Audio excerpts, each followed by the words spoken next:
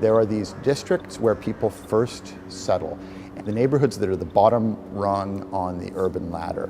So I spent several years visiting as many of these districts as I could to find out what were the principles that make them succeed, what were the principles that make them fail. I think in the world, successful rival cities have always been the rule rather than the exception. We forget that as Europeans or North Americans, our own ancestors passed through an arrival city at some point. Es hat eine Diskussion ausgelöst, die sozusagen dieses Thema der Migration mit einem positiven Blick sieht. Dass man nicht die Geschichte nicht aus der Perspektive der Einheimischen erzählt, sondern aus der, die eben in die Stadt kommen. An arrival city is a city within a city, so it's a cluster of people within a specific neighborhood.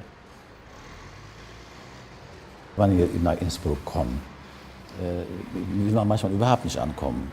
Man will einfach so leben und im Laufe der Zeit vielleicht kennt man ein paar Leute. Wenn das damit gemeint ist, diese Ankunft, dann finde ich interessant. Die als Gastarbeiter kamen und so weiter, die in bestimmten Stadtteilen gewohnt haben, aber auch wohnen mussten, weil sie in anderen Stadtteilen keine Wohnung gefunden haben.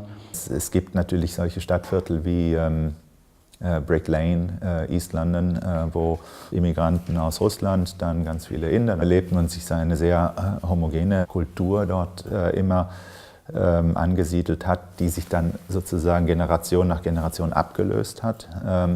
Aber wir freuen uns doch alle an einer mehr durchmischten Stadt als an einer Stadt, die sich durch separate Zirkel irgendwie auszeichnet. Man könnte sagen, München ist in Deutschland eine Ankunftsstadt. Das Image hat eigentlich Berlin. Jeden Montag 500 Menschen waren unterzubringen durch irgendwelche städtischen Maßnahmen. Allein in der Stadt München, jeden Montag 500. Und dann gab es eine ganze Reihe von Zwischennutzungen, irgendwie Traglufthallen und so weiter. Aber auch leerstehende Bürogebäude.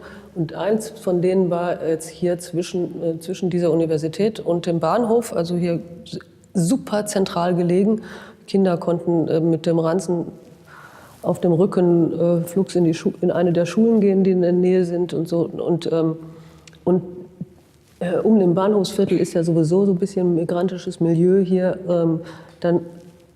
Das hat einfach das Ankommen sicher unterstützt, weil die nicht kaserniert waren. Wir sind jetzt hier gerade in Rom. Es ist für mich nicht unwichtig, dass ich hier in Rom, in dem Viertel, wo wir gerade unser Workshop machen, durchaus auch die Möglichkeit habe, noch andere Deutsche hier zu treffen. Die Mischung einer Stadt ist eigentlich das, was Urbanität mehr ausmacht als die Homogenität. Also ich würde da eher dafür tendieren, dass wir zwar chinesische Viertel haben, aber mit einem Anteil von Deutschen oder von Einheimischen immer noch von mindestens 30%. Ich bin absolut gegen ethnisch homogene Viertel.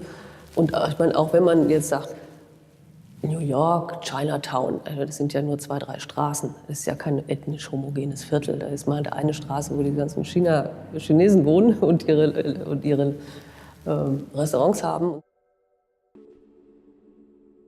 A place where the housing is affordable, usually where the cost is lower than it is on the average in the city, so that somebody of their upstart means can afford it. Die Tatsache, dass Städte wie Berlin, München oder Köln einen großen Mangel haben an Wohnraum, wo Menschen, die von außerhalb in die Städte ziehen, unterkommen können, wo sie wohnen können, ist ja nicht nur aufgrund der Migration. Wir haben kein Migrationsproblem, wir haben ein Wohnungsproblem. A place where there are known employment opportunities or entrepreneurial opportunities that they can have access to, that they've learned about through their network. Thesen, denen kann man ja kaum widersprechen. Man wäre ein Narr, wenn man denen widersprechen würde. Deshalb, sie sind so ein bisschen positivistisch oder sie sind so ein bisschen, sie entziehen sich so ein bisschen der Verantwortung. Wer kann sich in der Stadt welche Art von Wohnen leisten? Irgendwo ganz im Osten, hinterm Gewerbegebiet, mit nur irgendwie alle halbe Stunde ein Bus und so. Und dieses Gefühl, da so isoliert irgendwie abseits zu wohnen und nicht teilhaben zu können an so einem normalen Alltagsleben in einer Stadt, ist ganz schlecht. Sondern hat man eben keine Kasernenarchitektur und irgendwelche Wohnheime gebaut, die meistens außerhalb der Stadt waren und die meisten auch nicht arbeiten dürfen. Part of it is an understanding that there needs to be a back and forth learning between the informal settlements of the developing world of China and India and Africa and the immigrant districts of the developed world. Ja, das ist für uns Deutsche eine harte These, dass Recht gebrochen werden muss, um überhaupt in irgendeiner Form Überleben von Fremden zu sichern. Ich glaube, dass wir uns das leisten müssen. Ich habe ein bisschen Probleme mit dem Begriff der Informalität, einfach aus einer Historie heraus, wie er sich gebildet hat.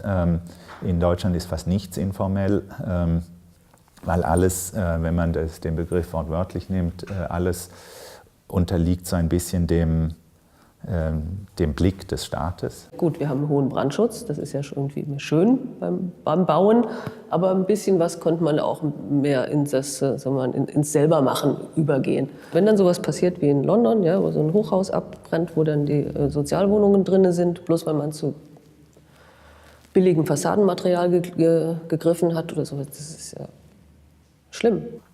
Früher gab es also diese Institution von Freihäfen, wo innerhalb einer bestimmten Zone gewisse Regeln außer Kraft gesetzt werden und man dort eine gewisse Freiheit hat. Ich wäre dafür, dass man das einmal ausprobiert, eine Zone innerhalb einer Stadt. To get a little bit away from the idea of having planning permission and zoning and hygiene rules and things like this, to allow a little bit of the chaos to happen.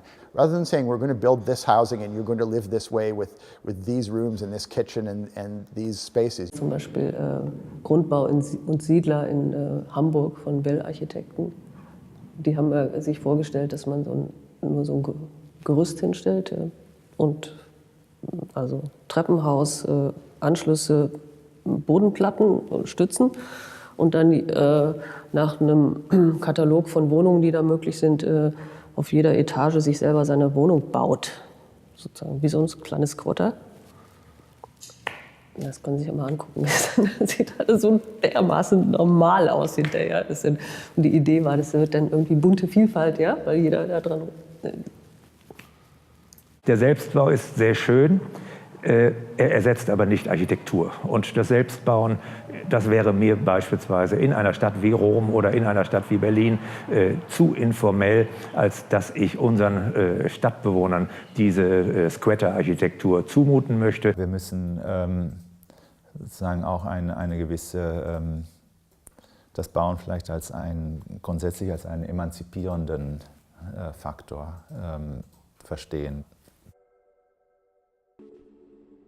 You could open a shop at the ground floor of your building, but it could be a restaurant, it could be a little factory, and often the people are using it for all three of those things. Ich finde immer so diese Integrative immer interessanter, ne, wo man wohnt, wo man arbeitet, wo man Geschäfte hat. Und das ist auch für die von außen kommen, interessanter ist auch angenehmer natürlich. Ich glaube sehr wohl, dass eine kleine Parzellierung von Vorteil ist, weil sie einfach eine Flexibilität erlaubt, weil sie auch sozusagen ein Investment erlaubt. A place where there's an existing network of people from the same cultural background or the same language group or ideally from the same cluster of villages or subregion. Ja, in dem Sinne würde ich zustimmen. Natürlich brauchen wir Netzwerke, aber es darf vielleicht wollen sich die Polen mit den Polen zusammensetzen, die Nigerianer mit den Nigerianern und die Deutschen mit den Deutschen.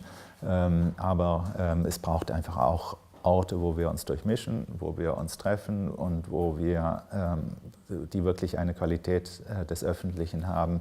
Wenn nur Einheimische in einem Stadtteil wohnen, das sagt man auch nicht ethnisch. Ja? Und dann bei dem anderen sagt man ethnisch-türkisch und so weiter. Da wird direkt diese Trennung oder die Sortierung vorgenommen. Deswegen finde ich, also den Begriff würde ich einfach abschaffen, ethnisch. Und wenn man ethnisch denkt, dann stimmt das natürlich. Ja? Aber ich würde nie ethnisch denken, dann hat man das Problem nicht. Das sind Menschen, Punkt. You want to create schools in the poor immigrant neighborhood that are so good that wealthy kids are trying to compete to get into the school in the immigrant neighborhood, and then the immigrant kids actually have trouble getting admission to their own school. They have to compete to get admission to it. Das ist überhaupt kein Thema der Ankunftsstadt. Wenn wir keine guten Schulen haben, haben wir weder gute Ankunftsstädte noch haben wir gute Städte. Also das ist zu kurz gedacht. Ja, braucht jede Stadt, ja. Das ist ein bisschen eine Floskel natürlich. Wir brauchen gute Schulen und gute Schulen sind ja auch Magnete in einer Stadt. Das Thema Bildung ganz anderes angehen, ganz anders organisieren. Bildung passiert überall. Und die Frage ist eben, wie man Menschen, die kommen, einbindet in die Struktur, in die Gesellschaft. Often you can tell that an arrival city has succeeded when people don't want to get out of it, but people want to get into it. When the established members of the community see the arrival city district, the immigrant settlement district, not as a place to warn people away from, but as a place to tell visitors to go to. Hey, why don't you go to the Little Italy and have the pasta? Why don't you go to this Chinese district? Why don't you go to this Moroccan district and eat at one of the places out on the street? Man erzeugt durch rechtliche Normen bestimmte Gruppen künstlich und darüber redet man eben. Und ich denke, dann müsste man eben erst versuchen, eine andere Normalität zu erzeugen. Also das wäre meine Idee. Und die weltoffene Stadt muss eine andere Normalität haben. Das wäre vielleicht die Vision.